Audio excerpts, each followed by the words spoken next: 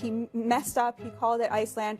I've never once heard him say the word Azerbaijan correctly, but that doesn't mean that he did not bring peace between Armenia and Azerbaijan. Like even his own administration is saying that is not true. No, that's the website, but I mean, I can tell you who has made the commitment. So you can't trust WhiteHouse.gov? I don't know what to say. I can tell you like who all the I'm leaders saying are who have committed is them. that we laugh it off and we excuse it as just Donald Trump, or he's something he would have done before.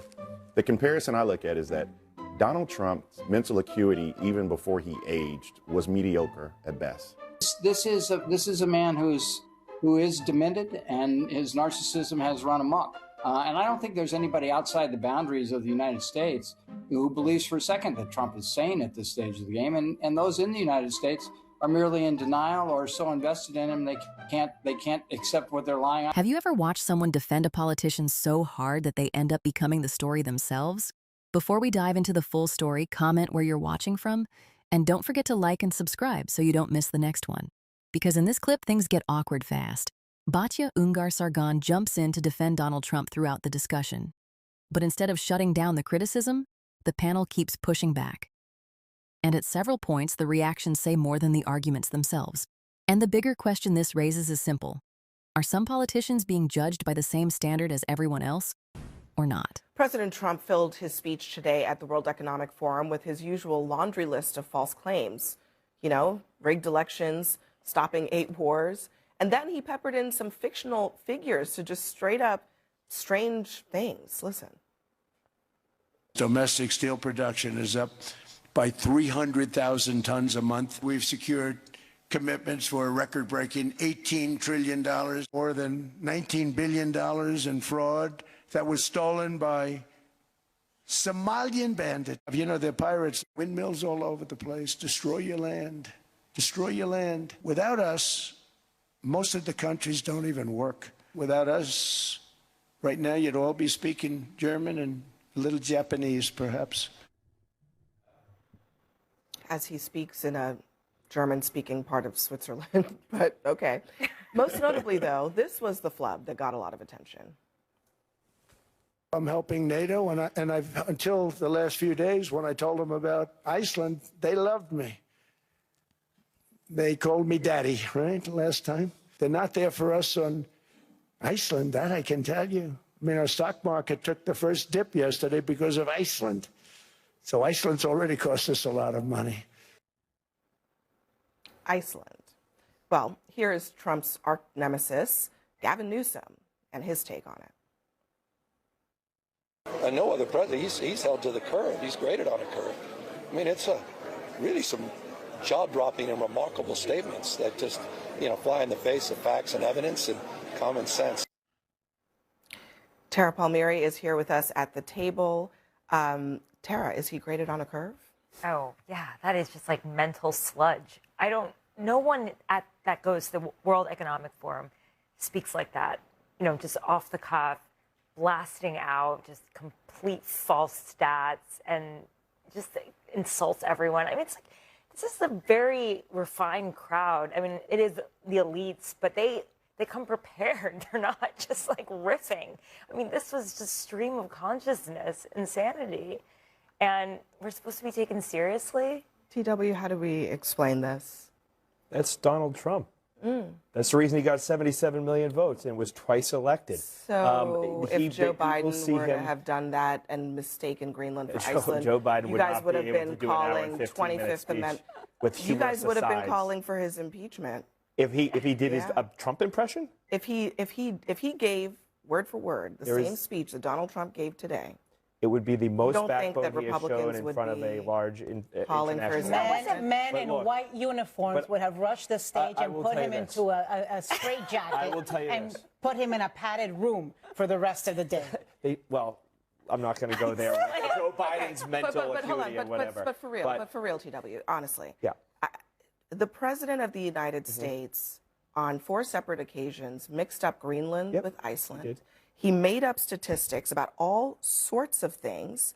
How is that not something that is of concern to everybody in this country? Because this is the same speech he would have given last year, the year before, The year before that. This is the type he wanted to of leader he is. invade Greenland, and he called it Iceland. They looked at plans. Look, they're talking about a framework for going back to Joe Biden. Iceland As though he didn't have any thoughts like that. These are serious conversations. The disappointing part about the tenor of this conversation is that we laugh it off and we excuse it as just Donald Trump, or he's something he would have done before. The comparison I look at is that Donald Trump's mental acuity, even before he aged, was mediocre at best. It's somebody who came from a failed business background. It's somebody who believes that they were born, that they hit a home run, they were born on third base. His daddy gave him $1 million to start his business, right? This is somebody who's failed and failed and failed. The people around him, Lindsay Halligan can't even call herself a United States lawyer anymore. Mediocre at best. Dr. Oz is making decisions about CMS. Elon Musk has no idea about bureaucracy and government. Let me finish. Elon Musk has no idea about bureaucracy and government. You let him dissemble USAID. You're talking about RFK, the man who says he has a worm that ate his brain is now having a measles outbreak in South Carolina because he is over our health and human services. See, my biggest problem is that Barack Obama, for example, Barack Obama had to be editor-in-chief of the Harvard Law Review. Barack Obama had to be a United States senator. You all gave Barack Obama hell because he had a selfie stick and wore a brown suit. But yet and still, this man comes on stage in front of the world and he rambles and he misspeaks and he says this and he could have said that we solved the war between Wakanda and Namor, right? And the Republicans would have been like, oh, yeah, I'm glad we stopped that African country. Can we just agree that men over 80 start to ramble and sound crazy, and that is why we also got a lot of slip-ups from Biden? He's been rambling for a lot longer than that. Let me just play. This is Ty Cobb, Trump's former lawyer, talking to Aaron Burnett tonight about what he saw today. This is a man who is demented, and his narcissism has run amok. And I don't think there's anybody outside the boundaries of the United States who believes for a second that Trump is sane at this stage of the game. And those in the United States are merely in denial or so invested in him they can't accept what their lying eyes tell them. And some of those people that he's talking about are also telling Americans not to see what they actually saw. Caroline Levitt flat out denied that he mixed up Greenland and Iceland. He said his written remarks referred to Greenland as a piece of ice because that's what's in it. You're the one mixing something up. He was calling Greenland Iceland. Yeah, look, I don't know. I'm sorry, but like Caroline Levitt is straight up lying there, expecting Americans to believe that the piece of paper said a piece of ice, and then Trump said Iceland 4 times. It's funny, obviously everything you've said is correct. He messed up. He called it Iceland. I've never once heard him say the word Azerbaijan correctly, but that doesn't mean that he did not bring peace between Armenia and Azerbaijan. Like, the fact that he cannot be bothered to pronounce it correctly doesn't mean that the record isn't there. It doesn't mean that he didn't cut our deficit by 20% in 1 year. It doesn't mean that he didn't actually bring $18 trillion committed. It actually does mean. No, it doesn't. The White House's own. Hold on. The White House's own website, Batya, says that major investment announcements during this Trump term was $9.6 trillion.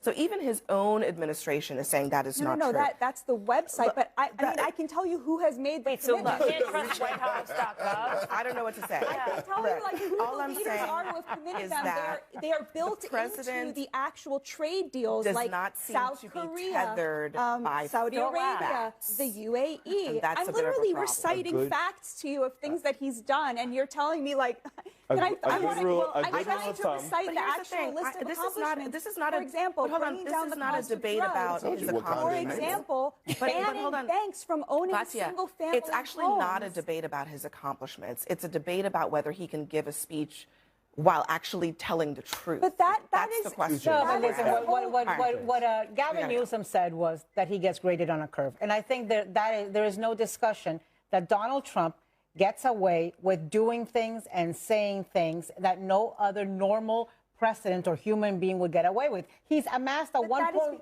billion bridge. That's the record that you guys won't let me. Okay, you're absolutely correct about that. I remember that from 5th grade. Iceland is green, Greenland is ice. Just remember that, everybody, ladies and gentlemen, the President of the United States. And this is really the point of the whole exchange. It wasn't even about one mistake or one awkward moment. It was about standards.